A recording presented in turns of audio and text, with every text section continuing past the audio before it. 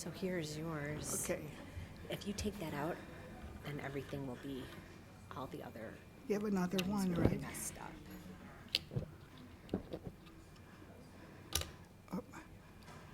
I'm.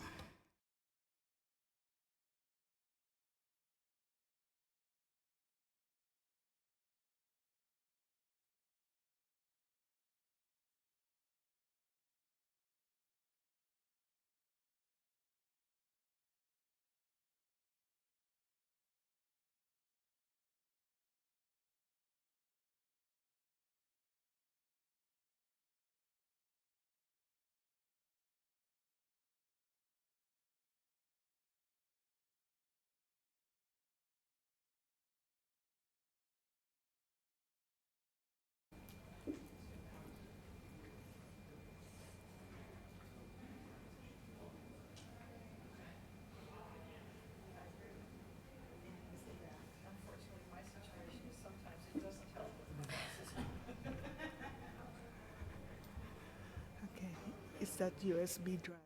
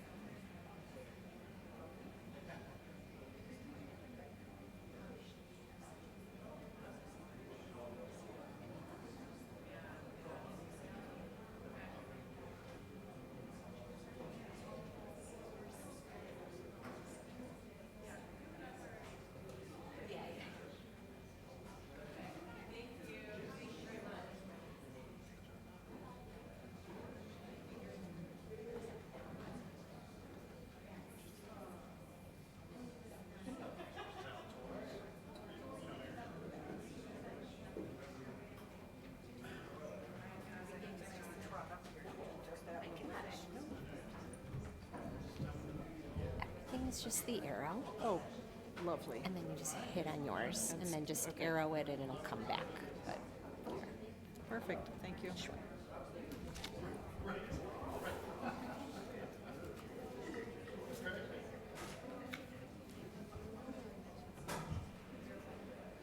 Is she here? Thank you.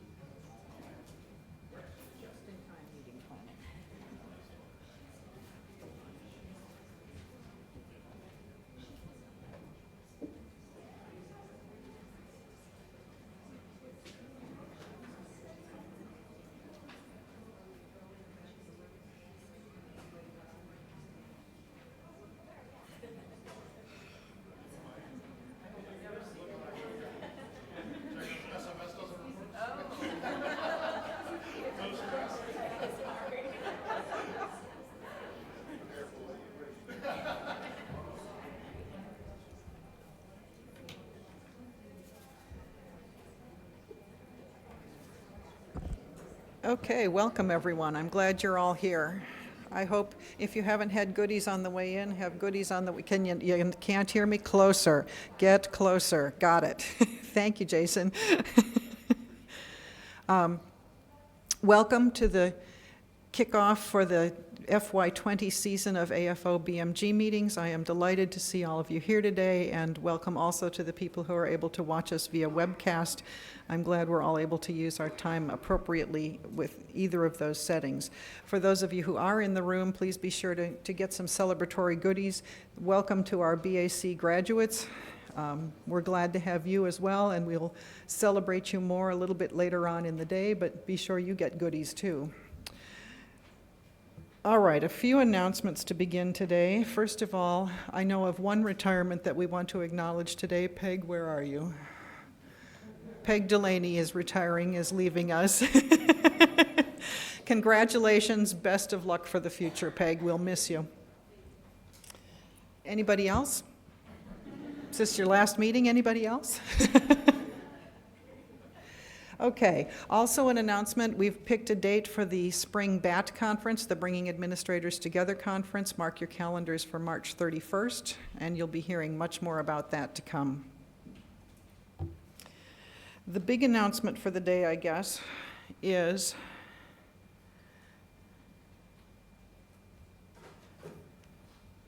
some organizational changes that have been happening at the system level office. Mike Bass has joined us today.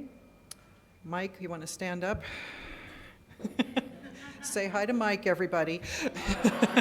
There, thank you. Mike has accepted a position with the president to be a special advisor for procurement diversity and legislative initiatives. He continues to also have many, many reporting units to him, and will report dual line. We all have fun with dual lines, right? To Avijit Ghosh as well. He continues to be responsible for the Office of Capital Programs, Real Estate Services, the Office of Medicaid Innovation here in Chicago, Office of Procurement Diversity, Procurement Services, which is the Chart 9 purchasing unit. Oh, sorry, I lied.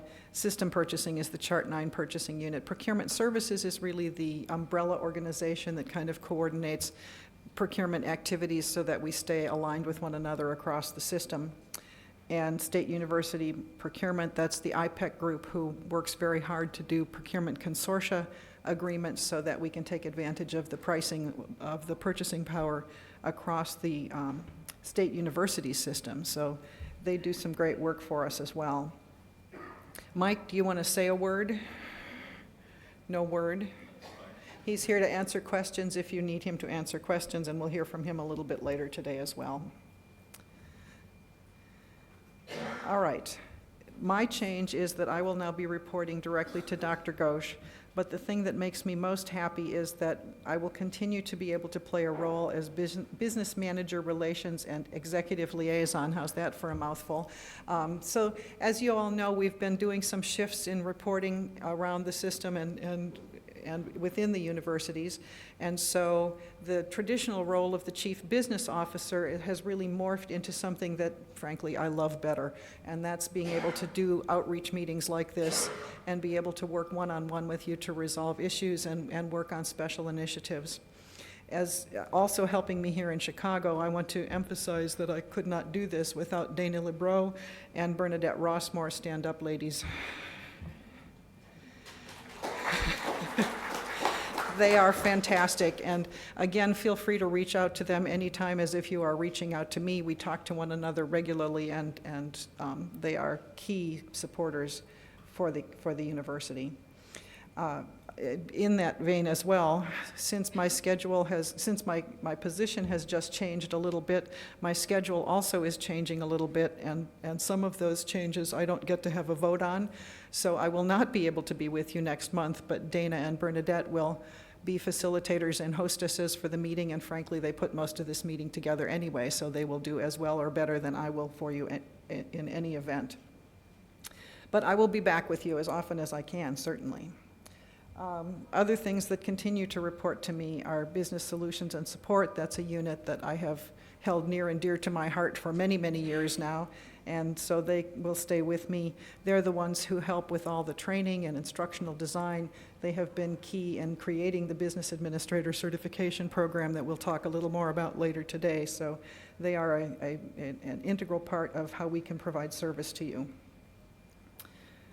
The Contract Services Office is in Urbana.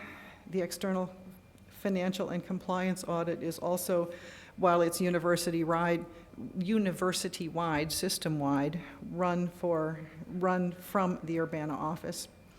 And if I could read what this is. I should know what reports to me, right? Okay, the Illinois contract system, you're probably all aware of that. That application is managed through my offices now, certainly in conjunction with AITS as well. The Office of Business Development Services here in Chicago. System Government Costing will now report through me. University Business Manager Relations, oh, it's here twice. Well, that's because I like it so much.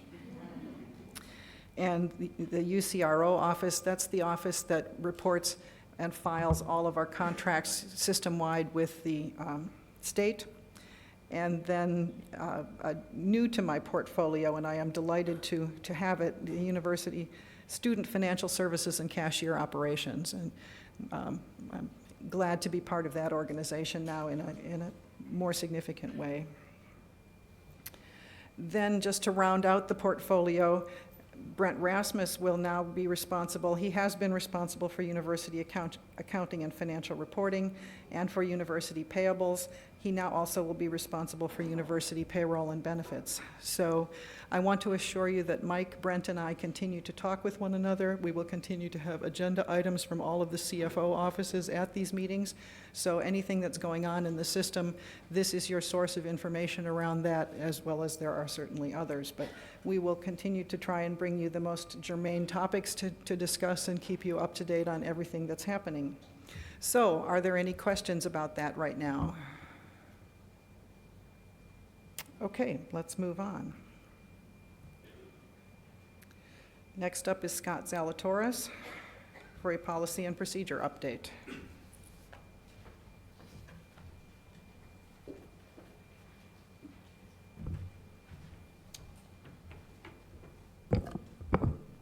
Am I close enough? All right. Thank you, Gloria. Welcome back, everybody. The first BMG AFO meeting, and we're starting with policies. I'm excited. So this format will follow the same thing I've been doing. We'll go through a few updates. We'll talk about some changes to the manual, and then I'd like to highlight a couple of initiatives we're working on in conjunction with the CFO's office. So as always, my standard public service announcement. You can find all the updates made to the policy manual at that URL. If you can picture the table of contents, there's a link to it on the left side of the page. This is important. You all know we send out communications related to major policy changes, but we would make additional smaller low-impact changes frequently. You can see in FY19 we made 70 updates to the manual. Please check this page out. Typically it's things like tax law changes, minor events for most of you. Everything is always published here. Sign up for the business news service. Major changes will always be published that way. And my standard disclaimer, please download new forms every time you use it. I will keep saying that every single month. It's that important. Recent policy updates. So we've had 23 that were processed between our last meeting here in May and today. Most were minor low-impact changes, all on that updates page. One I want to highlight, one that did go out with an announcement, T-cards can now be used for Airbnb and other lodging rental brokers. There are restrictions related to you're not able to book an Airbnb lodging rental broker if the property is owned by a family member. You have to manage the deposits that are put on the T-card and removed from the T-card. You have to manage that process. And if there's a damage deposit that's charged to personal funds, it's not reimbursable. So that's all in this communication. You should have gotten this document in the email Gloria's office sent out, but it went out on July 25th if you haven't seen it. That's the big one that happened this summer. I know it's one we've been working on for a long time, so if you haven't heard, you can now use the T card for Airbnb lodging rental brokers. Upcoming policy updates. There are many, but the most pertinent major one that's coming is the employee relocation assistance. So that's the relocations policy right now in Section 8. So we had an open comment period. We presented the stipend-only approach. Thank you to everybody who provided comments in the open comment period, who called, who wrote letters, who sent everything in. Because of the feedback, because of your participation in the stakeholder analysis, we are now looking at a hybrid approach that has both a stipend option or a reimbursement and direct payment to moving vendor option. This is again the proposal, but the idea is you will be able to choose whether you want to offer the one-time payment directly to the employee or you want to make reimbursements and direct payments to moving vendors. You will identify which option in the beginning. That'll be documented in the offer letter along with the amount of the assistance. $15,000, the new proposed cap has remained in place. The removal of the gross ups remains in place. But this is a major change based on feedback we received from all of you. So where are we in this process and the timeline? This is just being finalized. In the next 6 weeks, it's going to go to the CFO, the leadership team, the provost, and we're looking at mid-November, hopefully, to get this approved. If it's approved in its current form in mid-November, we're then looking at a January 1, 2020 implementation date. This will be communicated like crazy. We'll have the news service, we'll have DDDHs. I'll be coming here, I'll be jumping up and down saying it's changing. So this is as it stands right now. This is the new proposal. Not finalized, but this is what we're looking at based on the feedback we received from all of you. In addition to relocation assistance, and because of stakeholder feedback, we're looking at these projects as our next major policy changes. So part of this realignment and reorganization under the CFO is that we're involving also the university administrators like the provost's office and different level administrators in major policy changes. So some of the ones identified: business meals, gift prizes and awards, prohibited restricted purchases, motor pool, electronic signature, the big one, business travel. These have all been identified as needing improvement. So like relocation was a major change, these are some of the projects we're going to be looking at next, and it'll be coming out to you the same way as relocation. We'll be coming here for stakeholder analysis. We'll be looking at focus groups, talking to the deans, talking to the provosts, but these are the ones in the pipe right now. Second is the annual policy initiative, the evaluation initiative.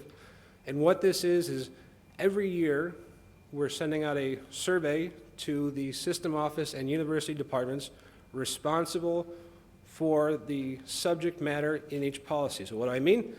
If it's a purchasing policy, we're contacting the purchasing folks and we're asking them to review the policies for these criteria. The idea being we want to identify policies that need improvement. So we have projects that we identify based on business needs, but we know there are a lot of policies. There's almost 400 of them, and we want to have an idea every year of what can we be improving on, what's a high risk and a low risk.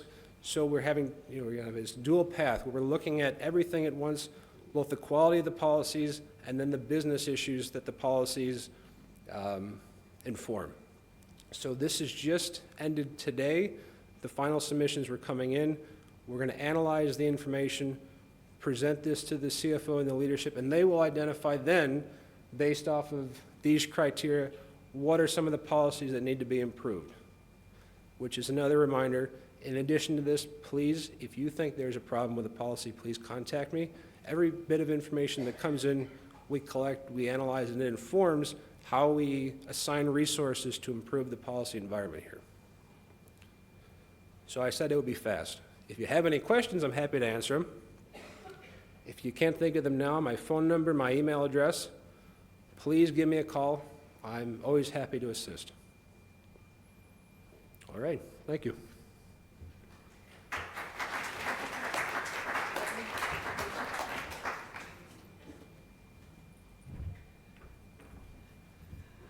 All right, next up, Karen Greenwald and Rocco. I'm gonna murder this. Vladaric, my best guess, and Pete Varney. Sorry, Rocco, I just have not met you before. But to talk about a very exciting new initiative that I think you all will be able to take advantage or else provide support to your faculty and staff to take advantage of in the future.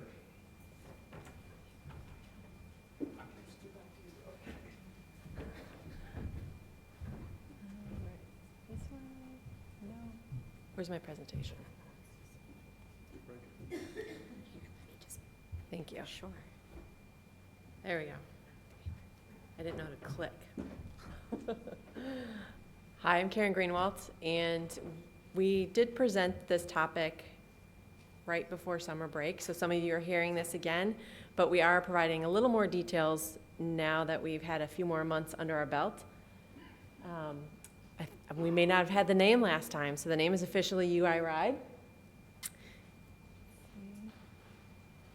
And the service will be connecting the two universities, Champaign and Chicago.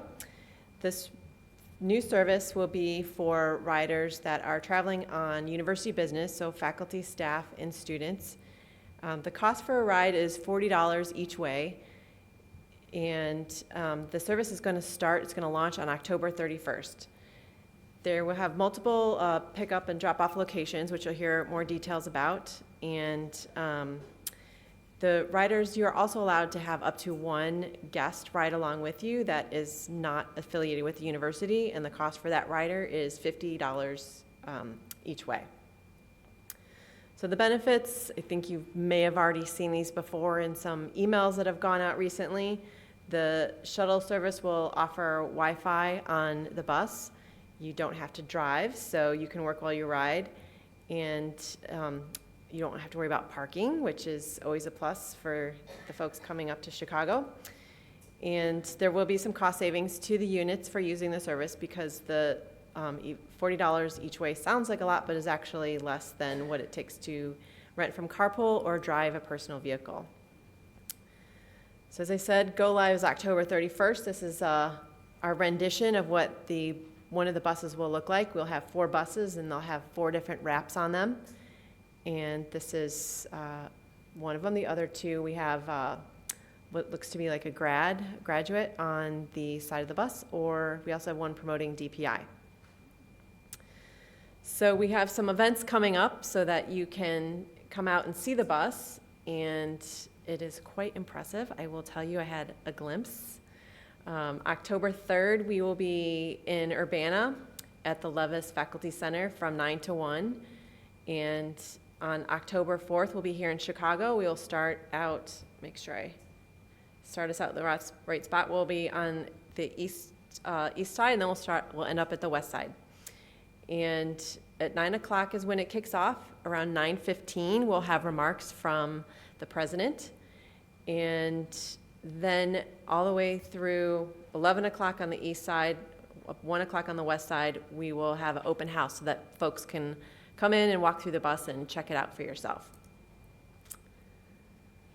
So reservations can be made online. There will be a website. The URL is right up there, the uillinois.edu/UIRide. Eventually, probably, I'll say by November, we will have also an app that you can download and use your phone to make the reservations. And on the reservations, you can pick your seat. There is a conference table within the bus, so if there's maybe 2, 3, 4 people that are riding the bus and want to meet while they're riding on the bus, there's a spot right there with a table inside. The other seats have trays that fold down so that you can work on a laptop, similar like on an airplane. There are also 2 spots that are wheelchair accessible. Okay, schedule and locations. I'm going to turn this over to Pete and Rocco. Sure. For the Urbana stops, the bus will start essentially at the North Campus parking deck, where parking will be available for riders, and then go to Levis Faculty Center, which is near the center of campus. And from that point on, it'll head north up to Chicago. And then coming back, those will be the same stops on the return. For the Chicago stops up here, the first stop is going to be out in front of University Hospital. Second stop will be on East Campus, directly out in front of BSB. And the third stop will be at the Illini Center at 200 South Wacker. All of the stops will have coverings. So each of the stops that are here on East and West Campus you're familiar with, they have existing bus shelters. They're all proximate, and they are all, with the exception of 200 South Wacker, existing stops for existing university transit services. So. All right, I don't know if you got, that is all. So are there any questions? We've got the A team here with Pete and Rocco. Yes? Monday through Friday? Correct, Monday through Friday. Mm-hmm.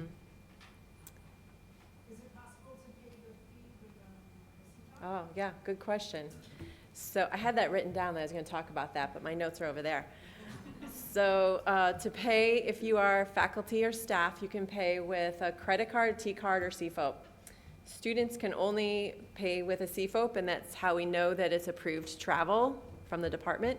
And if it's a non-university employee, so if your guest is riding, that has to be paid with a personal credit card. Yes? You mentioned parking, specifically in Urbana. Is that free as part of the $40, or is that? It is included, yes. Did we talk about parking for Urbana? Okay. I was listening, I swear. Yes. You said that you would pick up in front of BSD. So I'm assuming that means you're just going to go, you're not going to, there's no wait time for people to, if you say 10 o'clock, maybe be there at 10 and wait. Go ahead. In particular, on the stops up here at the UIC campus, it's going to be a 10-minute staged waiting time per. So if you're running a little bit behind, you'll have time to get to the vehicle. If you have access to, like, say, BSB or University Hospital, and the weather's a little bit inclement and you'd prefer to wait inside, you'll have time to make it to the vehicle. In any case, the drivers will be there. There will be a dispatcher at our site, so if you're running a little bit late, or in the instance that you are waiting inside and you don't want the shuttle to miss you, you'll always have a number that you can call if you have any special considerations for the UIC campus. So then the BSD stop will actually be on Morgan Street. It'll be on Harrison, at that junction between Harrison and Morgan, at the existing stop for the Semester Express and Intra-Campus, where the bus shelter is. So there'll be enough room for vehicles to go around it, sitting there. Yeah, we're working with them now for the, we're working with CDOT for the bicycle lane there to give us a little bit better access there, but yes. Yeah. Any other questions? Okay, well, the only other thing I want to mention is that this is a new service. Even if it wasn't new, we would really appreciate your feedback. So if there's something that you think should be changed or something that you think is great, either way, we want to hear about it so that we continue to shape this service and that is a success. All right, thank you.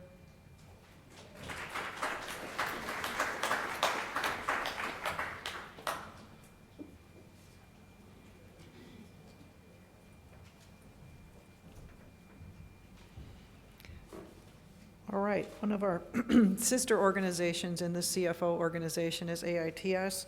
Oh, and I just did a bad thing, I think.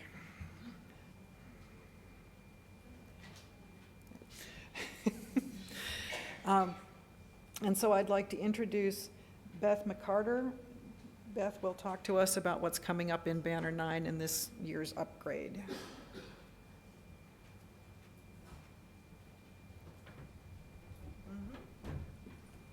Good afternoon. My name's Beth McCarter. I'm an assistant director with AITS. Just wanted to give a few brief updates on our banner upgrade coming this fall. We will be upgrading on Sunday, October 13th. There are no major enhancements coming with this release. We're really just keeping the releases updated for both the administrative pages and our self-service applications.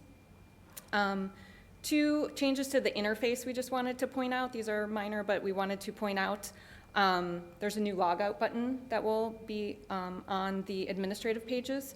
So the old lock you will no longer see. You'll see that arrow button. And then A new message is going to appear when you're viewing a page in query-only mode. So that's up in the notifications area. Other than that, there's not really much more to update. Any questions or issues after the upgrade, as usual, please contact the AITS service desk, and they will assist you. Can I answer any questions? Okay, thank you for having me.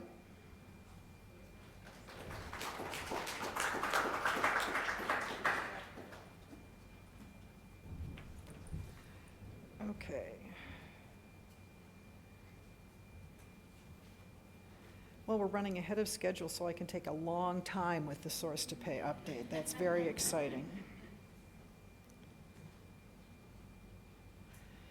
I'm sure you all recognize the source to pay project now, but we want to stay in front of you to help you understand opportunities where you can provide feedback. We also want to keep reminding you that change is coming, and it's going to start coming more quickly this fall, I think. Just as a reminder, we've got 5 projects that are part of the Source to Pay initiative, and you recall that the Source to Pay initiative initially intended to create one set of software that would solve all of our procure-to-pay needs. We discovered that that doesn't exist on this planet or any other that we have access to. So it's broken now into 5 different components. iBuy optimization is the trigger for you to understand that we are sticking with iBuy, so the iBuy and Jagger relationship that we have with the vendor who provides us iBuy will continue.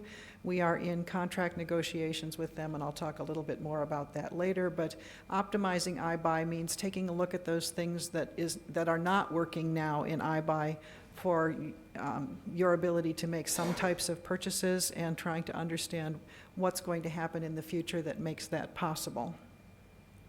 Total Contract Manager is another module that is offered by the Jagger software vendor and aligns very well, completely with the iBuy procurement cataloging system that we have today. The good news around that is that Total Contract Manager then will be the source for you to manage your contracting processes, whether they are going to be revenue generating or no funds, whether they are procurement contracts, and we will be able at long last, one of my heart's desires, connect contract numbers with purchase orders, and that will give us a lot more information about our spend data here at the university. So that's an exciting change. I think it's also an exciting change. This is one of the areas where we are able to make the conversion to a product that allows for a kind of single user interface. So doing contracting and purchase order and purchase research will happen in the same platform, and that will allow you to be more familiar with that, have less learning to do. The procurement portal is really the answer, and this one is coming on later in the project life cycle, but the procurement portal is really our answer to not having one single software solution. And we'll talk a lot more about that as things progress, but the idea is that it will be smart such that it knows when you log in that you're you and will be able to present transactions to you, will be able to be customized for you in terms of the information you want and need. And then travel reimbursement. That's another very active project right now. The travel reimbursement initiative really is looking at both the TEM software and policies and procedures, and I'll talk a little bit more about that as well. And lastly, the CARD program, looking at both P-card and T-card, but also the way in which we use card services at the university and how we may expand or contract that. So where are we with iBuy optimization? Right now, we are in a requirements review. I'm sure you all also recall that for about 18 months, we did some extensive business process analysis with focus groups on this campus and the other campuses, and compiled a large body of knowledge around the requirements for iBuy to work better. And that requirements review is about 95% complete at this point. One of the completion factors here is that we are looking at Which are those requirements that are business process controlled and that we can have a conversation about? Which are those requirements that are really related to the software and the way it works? And which are those requirements that are related to policy and legislation that we can address in that way? So that will be done. The project team is getting ready to do a final review of that. We are currently on target with the project plan, which is good news for me, and they expect that to be completed in October. You can look forward to hearing some information about your ability to review those requirements as well as we continue to move forward with the project.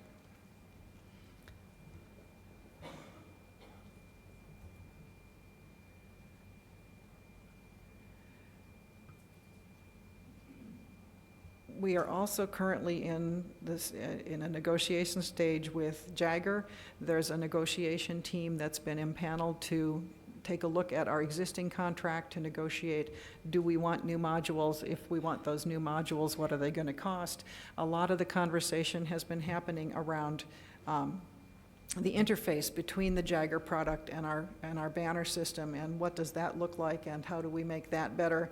So they have been in active conversations. They're finalizing decisions. We're hopeful that we'll get a contract in place before too long, but that's really been the activity of the summer. And so I don't have a lot of new, look, this is going to happen for you in the next couple of weeks, because all of that underpinning to make sure the contract is a success, the project is a success, has been going on this summer. Okay, the travel reimbursement. Updates on that. Again, we are in the requirements review phase, taking a look at all the information we have gathered in the past. They're also at about 95% complete. They are also on target with the project plan, although what I'm hearing on the grapevine in the last couple of days is that they're actually a little ahead.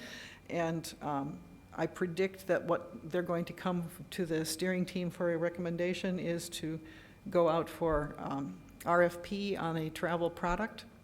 I think that's probably good news for us. We will certainly allow our existing vendor to stay in the mix there, but we want to really survey what's out in the marketplace, because we are disappointed at the match of the requirements with our current product.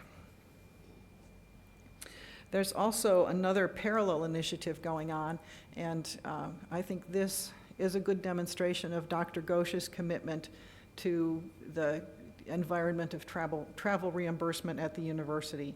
He impaneled a group also and worked with the AITS BPI unit to understand specifically where are the pressure points on the TEM reimbursement cycle. They did a tremendous job looking at millions of records of data, trying to understand where are the stops, where are the barriers happening in the TEM process. Came up with some very good things. That group also is merging with, or interacting, I should say, with the source to pay group to make sure that we don't overlap in things, but also that we complement one another. And so the TRIP group, the Travel Reimbursement Improvement Project, is going to be primarily focusing on business process improvement and also on policy and procedure opportunities. Okay, so what does that mean for you coming up in the not too distant future? Like I've said a couple of times, we've got the high-level requirements and business rules getting codified. Policy updates and changes are being identified. Business processes are being improved, and we will come to you with your comments and suggestions around that. We are taking a look at system constraints in terms of what can we do. There are some things that we're just going to have to come to you and say, sorry, it's not going to be possible. We tried this, and it's just not in the cards for us at this point. And the issue, if you want to become part of this customer advisory group, is that we're going to ask for you up to about 10 hours of time. I think that's a generous estimate. But be thinking about whether this is an area that is of interest to you, and you'll see emails coming in October so that you can sign up. Probably the time commitment will take place end of October through November in this round of reviews.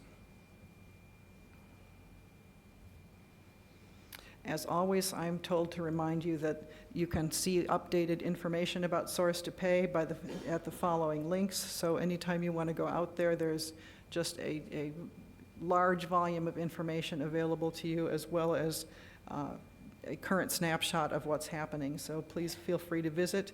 If you have questions, you can certainly email the Source to Pay at UIllinois, and someone will respond to you very quickly. Questions about that today? Okay.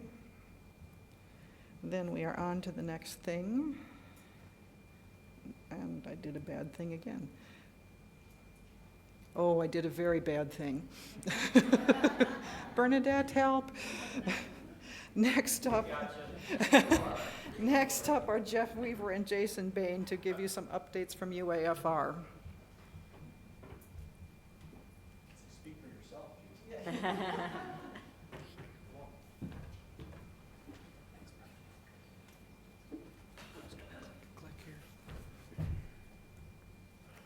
Hello, I'm Jeff Weaver, Director of Property Accounting. It seems like it was just May the last time we met. But wanted to come back and again announce, as I do every year, a little announcement about the upcoming biennial inventory for the East Side this year. So the East Side is going to be due on March 31st this year, or in 2020. So it's an online certification this year. The first time the East Side is going to use the new biennial inventory application and product. We got good reviews on the West Side and from Urbana who have used it, so we're anxious to give you guys a crack at it. Did want to make a special note to send property contacts, the folks who you've designated in your office to be responsible for biennial. They really need to come to training for this new system so that they understand how to use it and how to train their staff who are going to use it on the product as well. And anybody in the units who's going to be using it is invited to the training. So we're going to be doing training on that. On the dates listed, you can see that again on the the OBFS training website. Definitely send your staff to those training events. I did want to also do a shout out on the West Side. Our office has been doing a lot of follow-ups for people who maybe weren't quite complete with your pending resolution by June 30.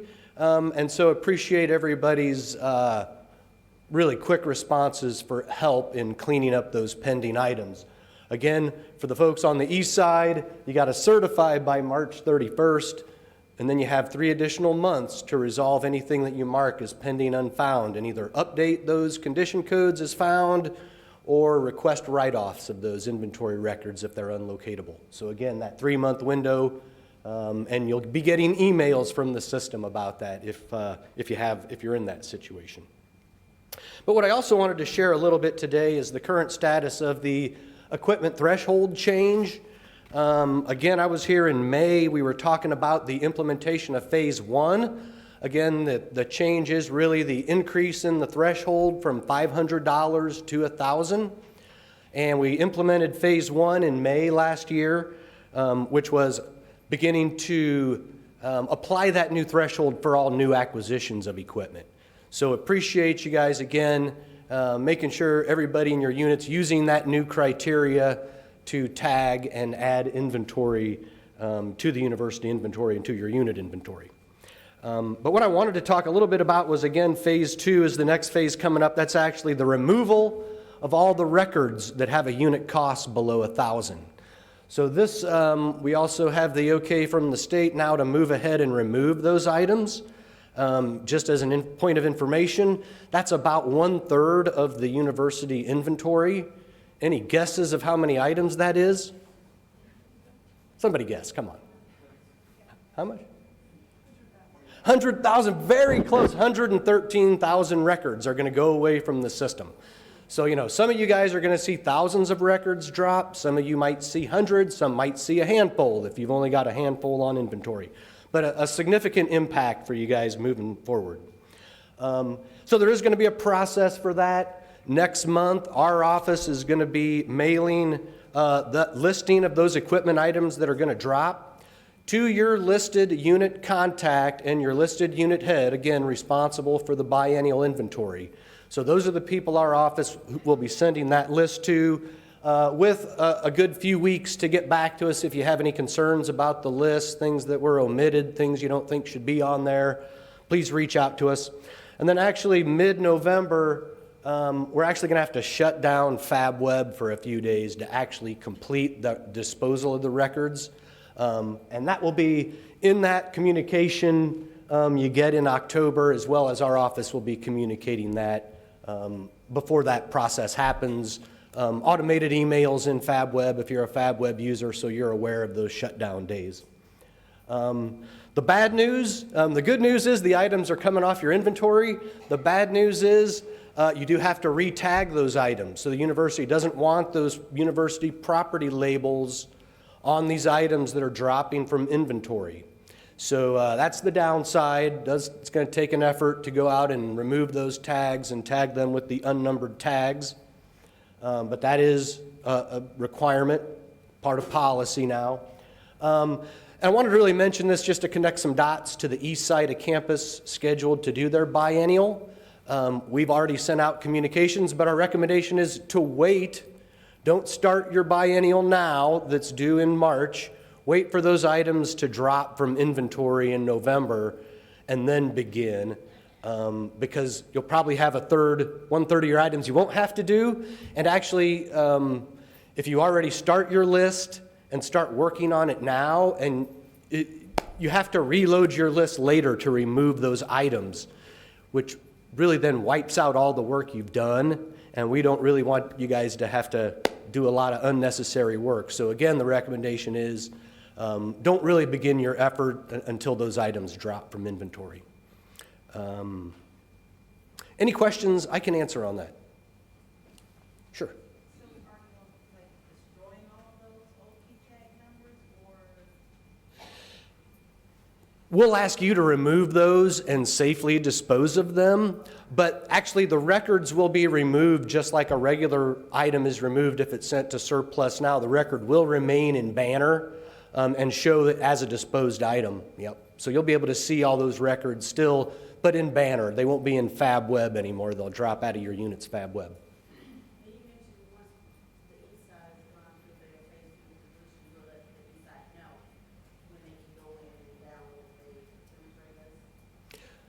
Yes, well, as a part of the, I think we can send out communications that when those drop, that's a good timing. Yeah, maybe we can send out some special communications to the east side to let you know that those records have been removed and it's time to do that. That's a great idea. For laptops costing less than $1,000, does that mean that we don't need any more off-campus forms because they won't be in the system? I wasn't expecting that question and wasn't prepared for it, but I'll give you my feedback on it. Is that for anything significant like that you don't want walking away and it's really on loan and outside your office, continue to put non-banner items on your loan forms to your people. Again, the loan form is to explain to the person that it's their responsibility to safeguard and take care of.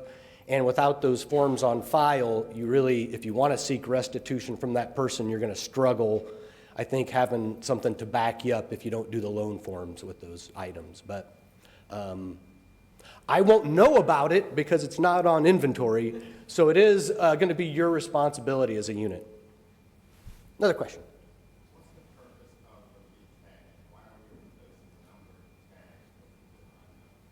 The reason for removing the numbered tag is so that it's clear to anybody walking through the facilities what items are tagged and should be on inventory. We have annual audits, both state compliance, financial, and federal compliance, and they all do audit walkthroughs looking at equipment, where they do two things. They look at the things that are on your inventory and try to find them, and they also go looking for items in your unit, whether they do or don't have tags, to see if they're appropriately on inventory. So the real concept, again, the business reason is so that anybody walking through the facility will know should that item be on your inventory or not. And that's the reason why we have the two different tags now. And so that continues to follow through as a business need and a business reason.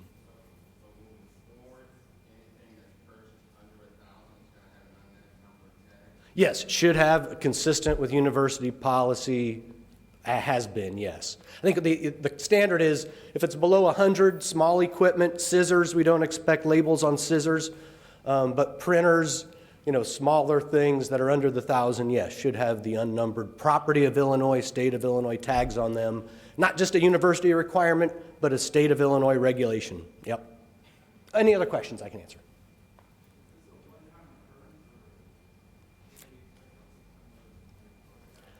This will be a one-time occurrence for the 113,000 items that are going to go away. We're keeping our fingers crossed that this may become a periodic process where we remove things that have depreciated down below a certain level. But those aren't as easy. We have to get state pre-approval before we can remove those items. So we're going to have to go through a periodic process where we ask for those things to be removed. So I do expect that in the future, but I expect them to be a much smaller listing, and probably periodically, like annually or semi-annually or biannually, we'll do that where we take those items and have to request them from Central Management Services at the state of Illinois. Great questions. I'll take one more so we don't get too far behind. You're fine. Ask away. I think that was the magic. Plenty of food out there, we gotta get to it. Well, and now I'll let Jason take over for the rest of you. Thanks. All right, I just want to give everybody a quick update on what's going on in the rest of University Accounting and Financial Reporting. Again, my name is Jason Bain, and give you an update on the feeder front end, finance feeder front end. Right, this is a current application that exists right now. You can go out to the OBFS website, obfs.uillinois.edu, and you can find the finance feeder front end resource page. Currently, that application allows folks to be able to do accounts receivable in mass entry into Banner, right? But University Accounting and Financial Reporting, we're adding the journal voucher capabilities to that functionality. Just raise of hands, how many people are currently doing feeders into Banner now because your department processes hundreds of thousands of transactions? Got several hands going up, okay. Great. That's who we are currently working with to deploy this newest edition. So if you log into the application now, you would just see the AR. When we get that into production, it's going to see the JV, so that'll be your selection process. But we are working with our current customers. People are currently doing mass entries in another method, feeding that information into Banner. So just kind of giving you a timeline, what that looks like. Reading through my notes, working with current Banner feeders. Yes, we are. We're doing those things. We've done one webinar already to introduce that to current feeder users. And we have another one scheduled on September 26th. So if you missed the first one, or if you saw the first one, you're like, I need to go watch this again. We've got another one coming up on the 26th. So again, we've communicated with all of our current users that information. We do plan to roll this out to those current users, let's see, mid-October, maybe closer to November. But we're working through that process now within our office. UAFR is currently using the production side of this, testing it. We're working with the grants and contracts offices and things like that to also do some testing. Our ultimate goal is to be able to, again, roll this out to our current users in late October, November timeframe. And then come January is kind of where we're thinking, we'll roll that out to everyone. So even if you just do one journal voucher a year, it may be easier to upload the Excel template that we're developing, type in that row of information and load it versus going to FGA, JVCD, JVCM, JVCQ, and using the Banner pages. So again, an alternative to processing these transactions. Any questions on that area? All right. Just want to give you a sneak peek on what's going on with MyUI Financials.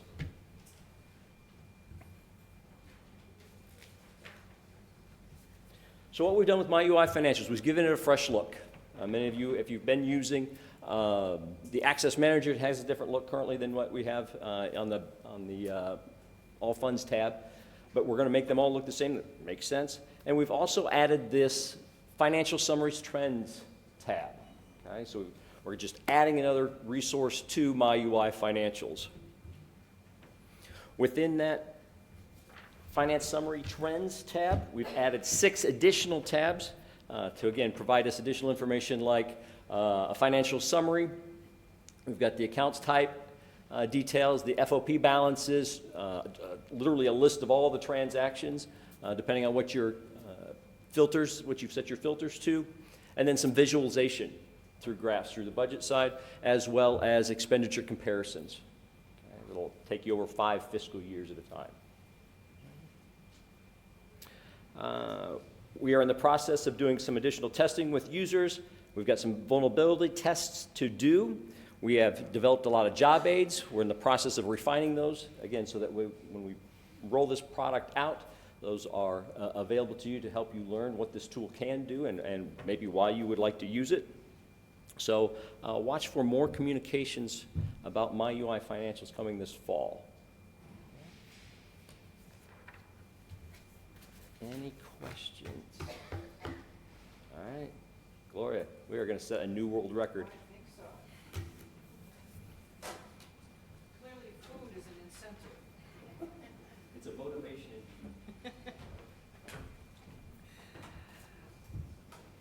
All right.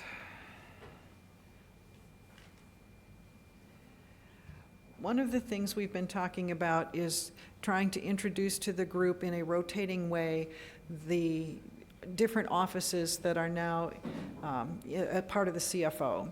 And so today we're going to start with one that is here in Chicago, Office of Business Development Services, and they are going to answer the many times asked question, how long will it take to process my contract? And Patricia Mangito and Ed Seifman are here to walk us through that.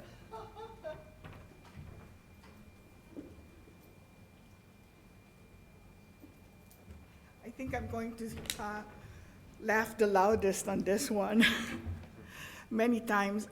Good afternoon. My name is Patricia Mangito.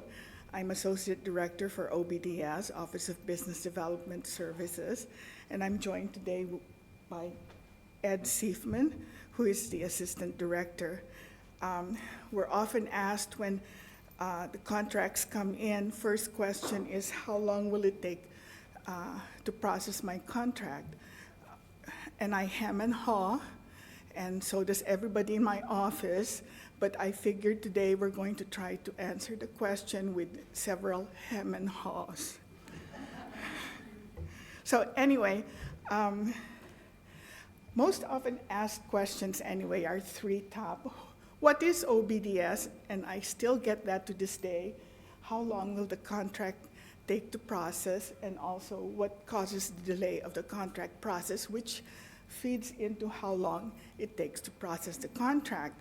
Just to give you a quick background, our OBDS was established far back in 2008 in response to a strategic study that highlighted the campus's need. I need to put on my glasses, I'm sorry. For a contracting office dedicated to handling the increasing entrepreneurial activities in anticipation of foreseeable tightening of state budget. And you all know we went through that, hopefully easing up to this day. But somehow everybody got into the mode of these entrepreneurial activities, which still gives us a lot of contracts to date. It was formed specifically to handle those revenue-generating activities. However, in 2009, we assumed the responsibility for revenue-neutral agreements, specifically the student placements and affiliation agreements. What are the types of contracts? Basically, for us, a contract is a voluntary and deliberate, legally binding agreement between 2 or more competent parties. They have to be competent. Anyway, and you all know contracts. They come in many different forms or names, such as memorandum of agreement, terms and conditions, intergovernmental agreements, memorandum of understanding, letter of intent, contract agreement. any number of names that they're given, there's still a contract. What kind do we do? Revenue contracts, we have healthcare agreements, your patient care, consulting, administrative agreements like medical directorships. We have facility use agreements. You see concerts, exhibits, intergovernmental agreements are rife in our collection of contracts. We have data collection, laboratory testing, evaluation, translations, training and course development. We have international agreements, all the foreign students that come in. We also have utilities. As to no-fund agreements, we have affiliation agreements. We have master agreements with Advocate, with Method Memorial Hospital, athletic events, non-disclosure agreements, confidentiality agreements, and business associate agreements where we are providing the services to other healthcare facilities. So how long will it take to process my contract? And I'm going to let Ed do this one. Okay, thanks, Patricia. So the answer is always, well, it depends. So you just saw the slide that showed you all the different kinds of contracts that come through OBDS. So when they arrive at our office, this is the way that we see them. They fall into one of these 4 categories. So we're going to go over these. Starting with templates with no changes. So when we say that, we're talking about a university council approved template that the other party has agreed to use without proposing any revisions. And if you can get the other party you're working with to do that, we want them to sign it first. So if you submit to us a template agreement, our template, no changes by the other party, and they've signed it, that is going to get through our system the most quickly of all these different types of agreements. We can get that done in probably 7 to 10 days, business days. If you need it more quickly than that, just contact us and we will do what we can to speed it through the process in maybe a couple of business days. Let's make sure. Oh, one thing we want to point out about templates with no changes, there's one particular type of agreement that is treated a little differently than other templates, and that is the University Revenue Generating Agreement, which I'm sure some of you here are familiar with that. If you're using the template for revenue that's less than $10,000, you actually don't have to submit that to OBDS for processing. You should have an official in your college who has signature authority, who can sign on behalf of the comptroller. So as long as the other party will use that template, they don't want any changes to it, you can have that official who's got that designated comptroller signature authority sign that, and you just keep it on file in your unit, and then you can go ahead and proceed with the project after it's been countersigned. Other templates are available including that one, are available at the OBDS webpage, which is at the OBFS website. Okay, so the second category that we see when contracts come in is university template where the other party has asked for some revisions to the terms and conditions. Okay, so depending on what that revision is or what those revisions are, we might need just a little extra time to finish the contract, or we might need maybe a few months. So if the other party is asking for changes to essentially the business terms, it's really up to your unit to decide if you're going to accept those changes or not. If they're changes to provisions that have to be reviewed by the Office of University Counsel or the Risk Management Office, then we're going to have to engage those offices, discuss those changes with them, and they may approve them, they may not approve those changes, at which point we're going to have to go back to the other party, and then it becomes a negotiation. So it's hard for us to say how long it might take to get that done, but in our experience, it could take 2, 3, maybe 4 months if the other party is asking for changes that have to be reviewed by our attorneys. Similarly, with contracts that come in on the other party's template, those automatically, by university policy, have to be reviewed by the Office of University Counsel. They may also have to be reviewed by our risk management office. So when those come in, the first step is OBDS is going to review those. We're most likely going to make some preliminary edits before we send it on to the Office of University Counsel, where it's going to be assigned to one of their attorneys. That person is going to review it, probably make additional edits. It's going to come back to OBDS, and we may have to do the same thing with the risk management office if there are terms in the insurance provision that seem a little unusual, maybe something that we aren't typically willing to agree to. So we'll get the feedback from University Counsel, the feedback from risk management. Then OBDS is going to get back in touch with that other party. And again, at this point, it's a negotiation. We're going to be turning the document back to each other, back and forth, until we get it to a point where everybody's happy with the terms and conditions. That can take 4 months, typically at the outside, so a little longer than if we're working with one of our templates where the other party would like some revisions. If you are going to use the other party's template, they've insisted on it, they won't consider using a UIC template, you will need to get a Word version of it. We'll need a Word version so that we can incorporate some edits, and University Counsel will definitely want a Word version so that they can mark it up. It's just easier to get through the process that way. Finally, you may have an arrangement for which there is no template.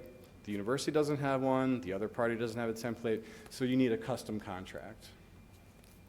What we'll ask you to do is send us a revenue generating information worksheet, which specifies the terms and conditions that need to be included, the business terms, payment provisions. I mean, if you look at the document, it's really pretty detailed.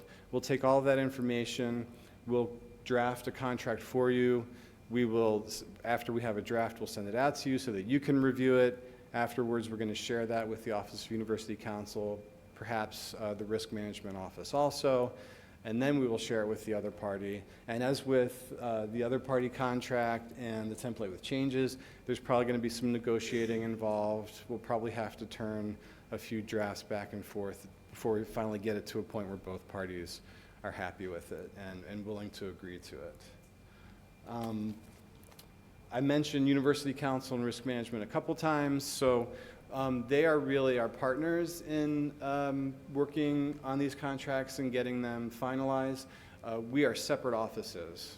We're not part of the Office of University Counsel, they're not part of OBDS, but we do work with them on a regular basis, as well as with the Risk Management Office. And we work with them closely to ensure that the university is in compliance with university policies, as well as federal and state laws and regulations. Risk management, of course, is responsible for making final decisions about the level of risk that the university is willing to accept for a given contract, and making sure that insurance requirements that are included in agreements are acceptable. Something else we want to point out is working on the contract while it's under negotiation. We cannot emphasize enough that you really do not want to begin providing services to the other party until the contract has been fully executed. And we know that there's a lot of pressure on your units to do that. We understand that. But your services, the products that you're creating, those things are really the strongest leverage that you have to be able to negotiate acceptable terms for a contract. And if you do provide services or provide products before the contract has been signed, you may find it difficult to get paid. And we've seen this in the past. So please, please, please do not begin working on contract activities until the contract has been fully executed. Make sure I said everything I wanted to say here. when you're using the other party's contract, one last thing I want to point out is please be sure to read it before you submit it to our office. We don't expect you to fully appreciate sort of the legalese that's going to be included, but there are, especially the business terms, you want to be familiar with what the other party is proposing before you send it, because we may have some questions for you, and it will slow the process down if you have to familiarize yourself with what those are if we come back to you with questions before we can move it along to the next step in the review process.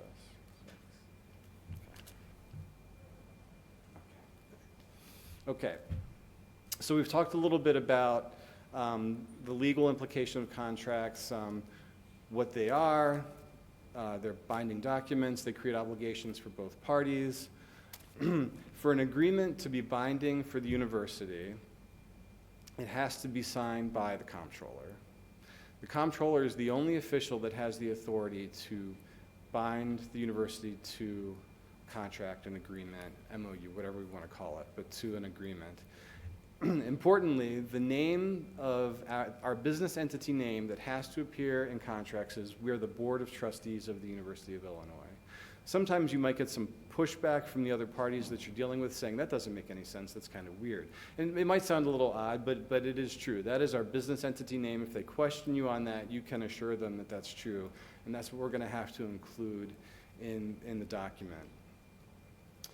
Finally, getting back to the signing of the contract, as I said, the comptroller is the only official who has the authority to bind the university to a contract. Please be aware that if somebody else, say a dean, a unit head, a director, decides to sign a contract, number one, it won't bind the university to that agreement. And number two, it will bind the person who signed the agreement.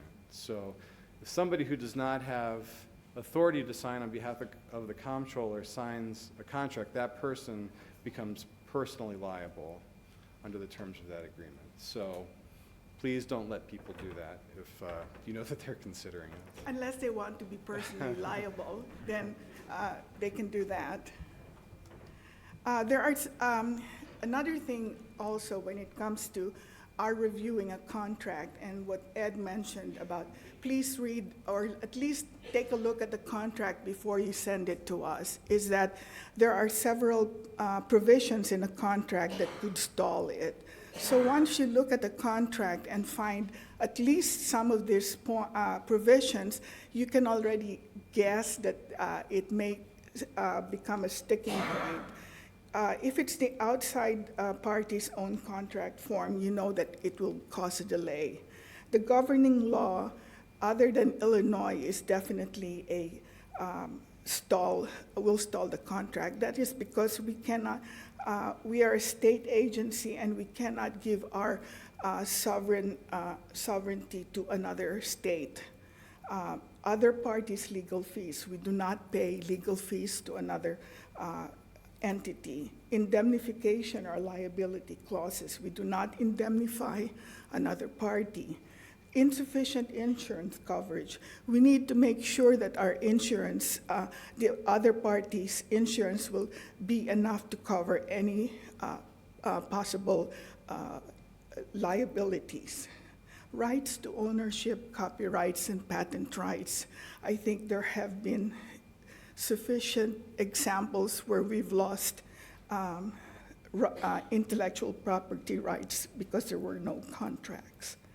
Confidentiality and non-disclosure, if we don't have the appropriate coverage to protect our confidentiality, we expose ourselves to it.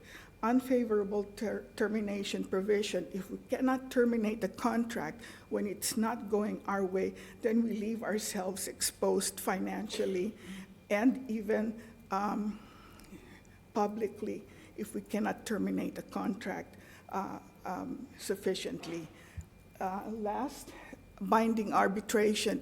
We can do non-binding arbitration, but we cannot hold to a binding arbitration because, again, we are a state agency. We cannot commit our funds, which are dictated by the state appropriation funds that we get. Now, mind you, these are only a few samples of points that could stall a contract approval. So once you see this, you can pretty much say, okay, this might be some sticking points to stalling a contract. So what's next? I just want to point out to everyone that contracts are not just for expenditures. They are for revenue-generating activities. Therefore, no fund arrangements, and sometimes they're a cocktail combination of all 3 or 2 of those activities. Help expedite your contracts by involving us early. Give us the information to help that we need to help you expedite your contract. So if we call you and say, we need more information, it's not that we want to bug you, but we need the information. Many times it's because you haven't provided us enough information to even build a contract for you. The last portion of this is that starting in October, we're going to offer a monthly workshop called Contract Processing. It's not just purchasing. We will go over revenue-generating activity, no-fund contracts, how to process them, what can cause delays, do you need a template, what can cause delays, other tips to navigate through the contract process. Now, mind you, this workshop are for new hires, people who've just started in the business office who need to navigate through the many hallways of the contract process, and they need to know what to do. I've talked to several new business managers who call and say, how do I do this? Patricia, I got your name because I'm not sure what to do or which office to call. So we're offering this on a monthly basis. Space will be limited. If you're interested or you have somebody you want to send to, for this workshop, please email our department mailbox and put contract processing, and we will get these names, and I will send out the emails when we have the date confirmed. And that's what we have for now. Do you have any questions?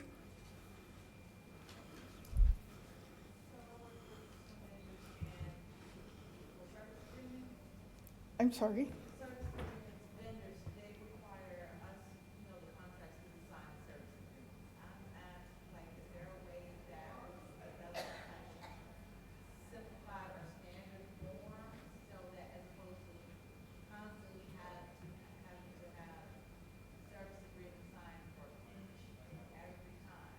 Okay.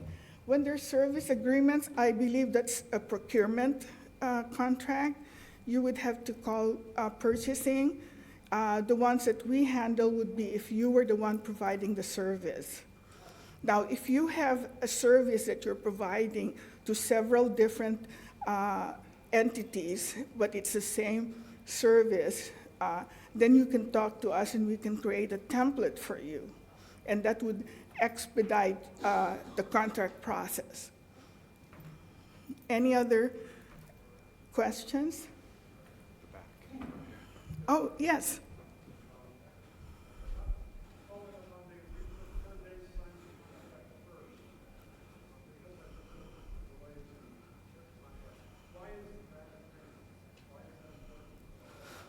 Well, okay. The question is, why do we need to have the contract signed first? Well, for one thing, when we have a template and it's already pre-approved, we want them to sign first because basically our protocol is that the university signs the contract last, for one thing. So it's easier when the other party signs first, that we know that they accepted the terms and conditions. And then we have a certain amount of time before we have to file we have to file the contract with the state, so that's another reason why we always ask the other party to sign the contract first. And it also makes sure that we can get the contract executed right away. Correct. Yes. Yes. And it really, when you would be amazed how many times you've gotten a template with no changes and it arrives at our office with no signature. And we send it to the other party, and sometimes the other party sits on it for months, and they even one time said to us, "What's this?"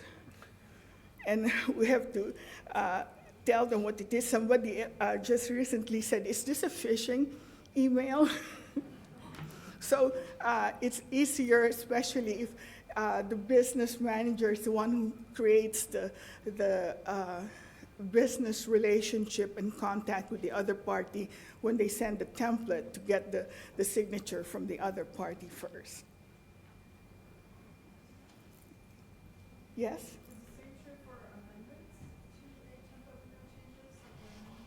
Yes.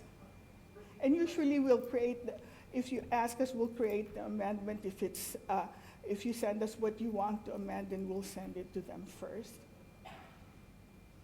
Yes? I'm sorry? Sure, yes. Anyone else? Thank you.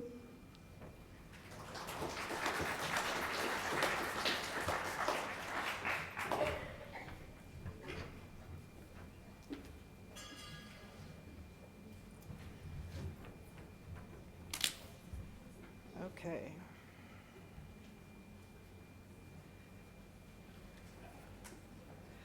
So this is kind of a special moment for me too, colleagues. I'm so glad so many of you were able to make it today, because this is really the culmination of a dream that we've had for many, many years. And I want to congratulate you all today for being willing to be the first cohort of the Business Administrator Certification Program, for providing your input and feedback. It's been, I stay in close contact with the folks who are working with the program, and I've heard good things from instructors. I've heard great things about the cohort. It was a very exciting year for me. So welcome today. I want to thank you for your attendance. I want to congratulate you on the completion of a program that took you 9 months to complete and went through 28 courses, and congratulate you on completing the certification assessments and making it to this point. We've done a lot of improvements over the past, over the past couple of months. There's a governance committee, and we take your comments for improvement very, very seriously. And I want you to know that you're welcome back anytime because some of your comments have really substantially changed some of the coursework in the future. As a result of that, and as part of how we want to continue to keep you engaged, I want to talk a little bit about a certification group for alumni that we're going to create.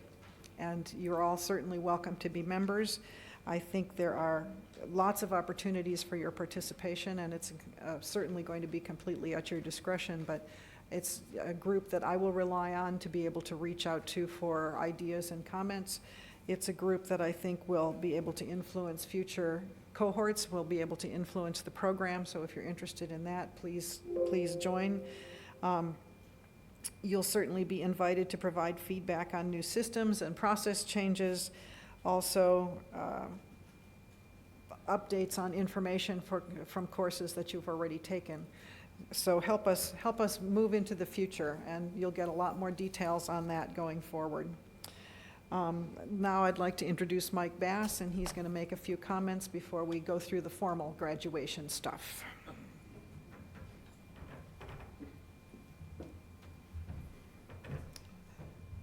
Well, I certainly want to thank you that went through this project and program. Took a lot of time and effort to try and figure out how to do it best. And the first start of it was fantastic. It's a measure of time that you have, and everybody's time is always short in their daily level, but I'm very, very proud of what you have done. I'm proud of what our organization has done, because I'm proud to say that I was a part of it, because, now I'm going off to a different venue and breaking things up here as well. So I get the enjoyment of passing out the certificates to you for one last time, and I just want to say again from the bottom of my heart, I mean, this kind of thing that brings us closer together, it makes you acknowledged to be interested and then very intense on doing something for this long period of time when you have a lot of work to do as well. It's going to help you. We'll be coming back for returns on this, and hopefully use your experience to push it out further into the people that would be affected by it. So I'll get off, Gloria. And If you would stand when I read your name, then Mike can get to you with, oh, this is going to be complicated. No, wait a minute. We've got this solved. You can have all of those, because I'm assured that those are in the right order. You can just take those with you. Are you sure? I'm sure. We've got this. All right, so if you would stand as I read your name. Celeste Blackwell.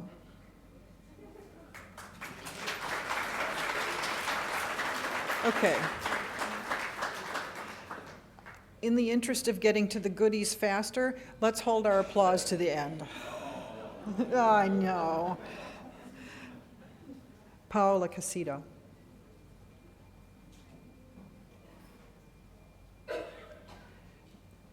Dawn Carter.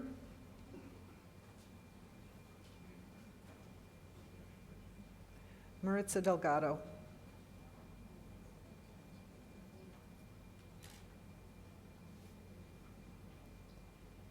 John DeVries.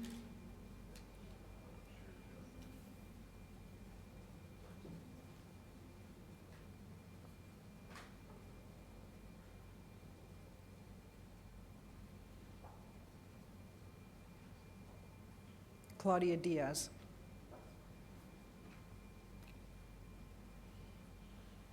Karen Dopp.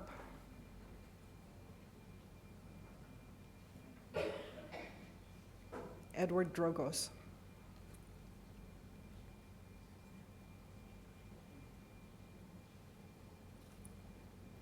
Should I read declined or not? Read it. Susanna Fidanovsky.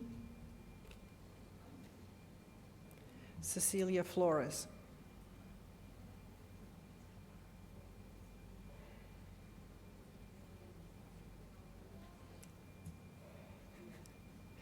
Magdalena Gallardo.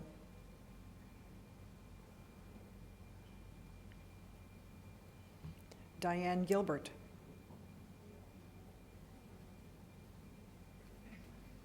Timothy Granato.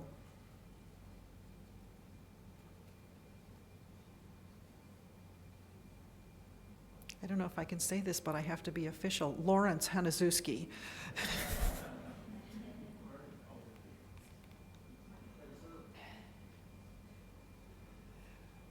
Piyush Hardinani.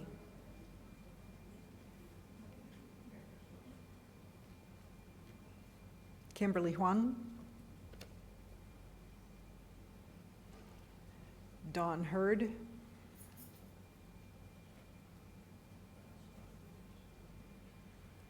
Paulina Yanchuk.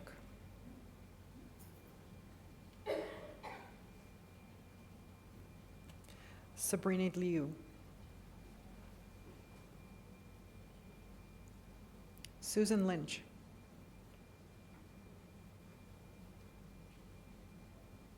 LaQuasha Lin.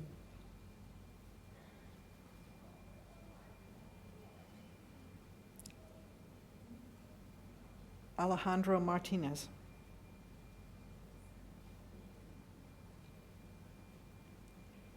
Vanessa Medina.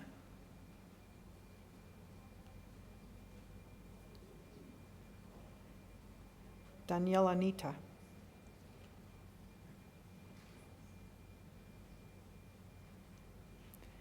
Andrea Olvera. Joan Oyama.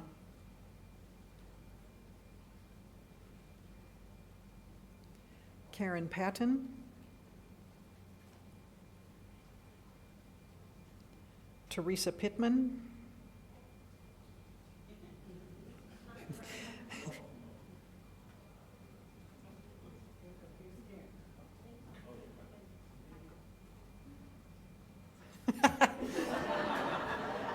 If you get the wrong one, just move them around till you get them where they're right. Efren Sandoval. Jean Santamaria. Uh-oh.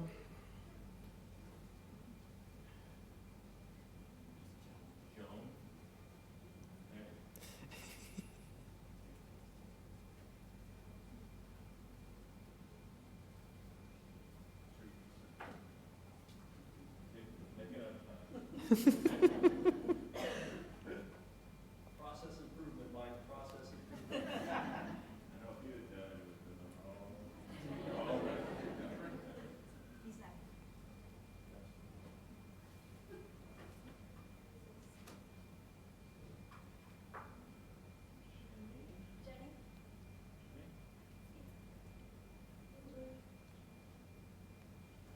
Amy Sarah. Amy Sarah, I think is not here today. Mint Samagrai. I'm not going to try the real one, Mint.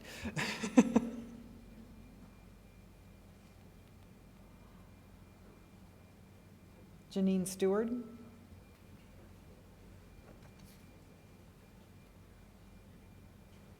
Olivia Villarreal.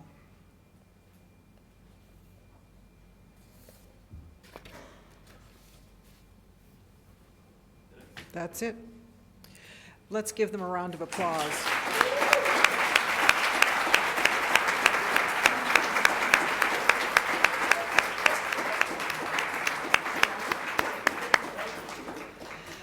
I also want to take a minute to acknowledge the folks who were nominated last year, but because of the cohort size constraints couldn't be there. We tried to get as many people in the second cohort as we could.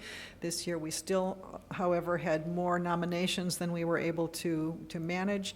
Please be assured that you will get your turn if you're waiting, but we are also looking at ways to modify the program such that we can have larger cohorts and perhaps do second times. We're continuing to improve, so stay tuned with us, and if you have ideas, please feel free to reach out.